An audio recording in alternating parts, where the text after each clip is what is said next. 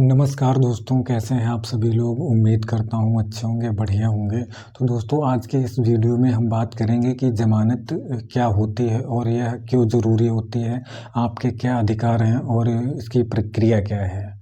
तो दोस्तों, ज़मानत का मतलब होता है कि किसी व्यक्ति को कोर्ट की अनुमति के द्वारा स्थायी रिहा कर दिया जाना, जब तक कि उसका मामला कोर्ट में पूरा ना हो जाए, यानी कि जब तक उस केस का ट्रायल ख़त्म ना हो जाए, समाप्त कंप्लीट ना हो जाए, तब तक उसको कोर्ट द्वारा स्थायी रिहा कर दिया जाता है। मान लीजिए किसी आरोपी को पुलिस ने गिरफ्तार कर लिया है और उसे जेल भेज दिया है चार्जशीट फाइल करके, तो जो है अदालत इस बात में वो व्यक्ति अदालत से ज़मानत ले लेता है, तो वह व्यक्ति अदालत की कुछ शर्तों के साथ छोड़ दिया जाता है। तो आइए समझते हैं। बेल जो है 4 तरह की होती है, रेगुलर बेल और एंटीसिपेटरी बेल। रेगुलर बेल मतलब नियमित जमानत, एंटीसिपेटरी जो है अग्रिम जमानत, अंतरिम जमानत। 4th नंबर पे है डिफ़ॉल्ट बेल यानी वैधानिक जमानत। तो एक एक करके समझते हैं। सबसे पहले रेगुलर बेल यानी कि नियमित जमानत। यह जमानत तब दाखिल की जाती है जब व्यक्ति गिरफ्तार किया जा चुका हो और वह जेल में हो।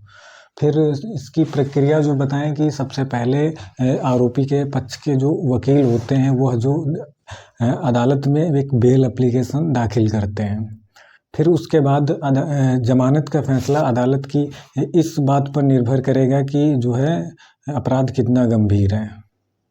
कहीं आरोपी को छोड़ दिया गया तो वो जाकर जो है भाग तो नहीं जाएगा, या फिर वो जाकर सबूतों को नष्ट तो नहीं करेगा, या फिर अपराध कम गंभीर है। अगर अदालत इन सब बातों से संतुष्ट हो जाती है कि जो है अपराध कम गंभीर है, आरोपी भागेगा नहीं और जो है आरोपी सबूतों को नष्ट नहीं करेगा, तो जो है उसे बेल दे दी जाती है। BNSS जो आया है, भारतीय नागरिक सुरक्षा संहिता की, उसका जो सेक्शन है, उसका सेक्शन जो है 480 BNSS। अब बात करते हैं एंटीसिपेटरी बेल यानी कि अग्रिम जमानत पे। तो यह जमानत जो है गिरफ्तार होने से पहले सुरक्षा प्रदान करने के लिए दी गई है। सुरक्षा जो है व्यक्ति के जिस पे आरोप लग रहा है, किसी पे झूठा आरोप लग रहा है किसी व्यक्ति पे, तो उसको ये जो है सुरक्षा यानी कि प्रोटेक्शन दिया गया है, प्रोटेक्शन के तौर पे, सुरक्षा के तौर पे बचाव करने के लिए।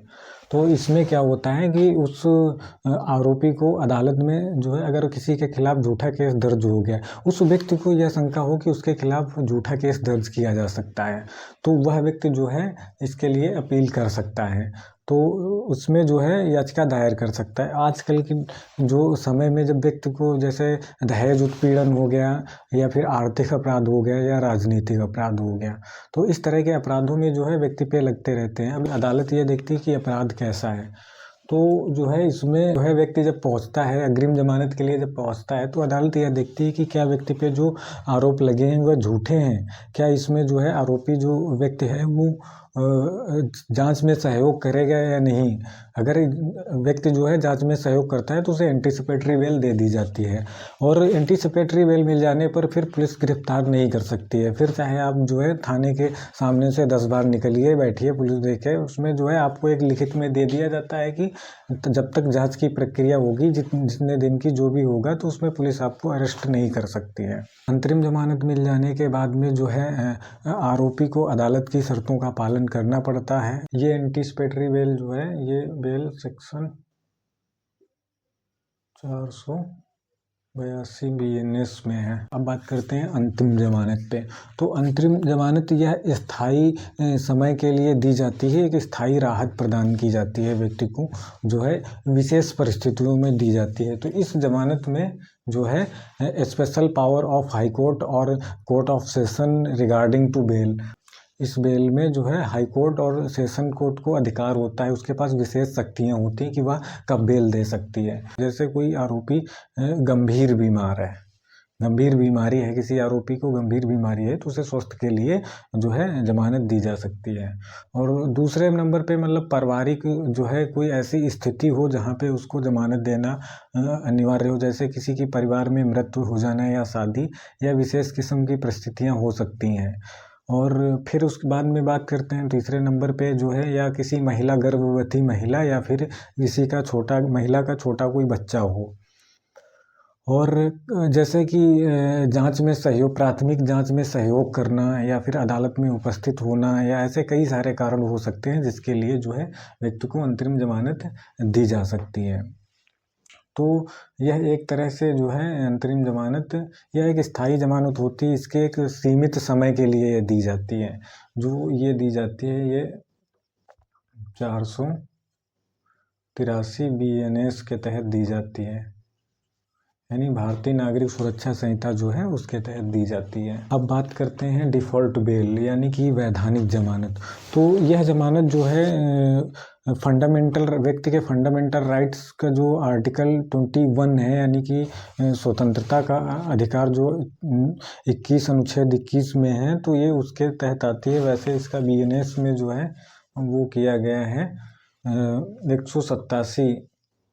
187 में किया गया है सेक्शन में।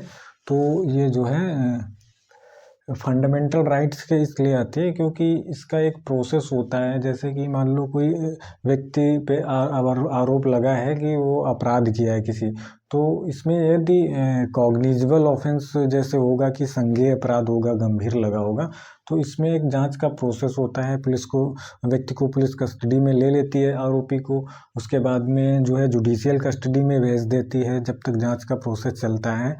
तो मान लीजिए कि ये इसमें जो है, तो ये जो जुडिशियल प्रोसेस होता है वो 60 से 90 दिन का होता है।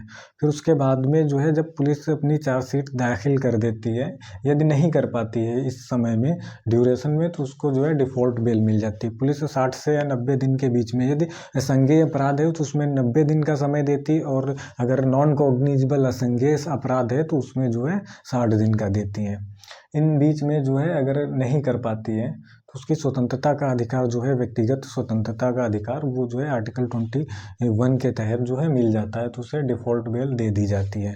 क्योंकि विधि यह नहीं कहती है कि व्यक्ति पे आरोप लगे और उसका जो है साबित भी ना हो, अनिश्चित समय के लिए उसको जेल में बंद किया जाए और वो उसी में बंद रहे, ऐसा नहीं चाहती। उसका एक सीमित समय दिया गया है। और कुछ अपराध ऐसे होते हैं जिसमें बेल आसानी से नहीं मिलती है, जैसे कि संज्ञेय अपराध होते हैं जो नॉन बेलेबल होते हैं, जैसे गैर जमानती अपराध, तो हत्या, बलात्कार, देशद्रोह आदि जैसे मामलों में आसानी से बेल नहीं मिलती है। इसमें हाई कोर्ट और सुप्रीम कोर्ट से ही बेल मिल सकती है।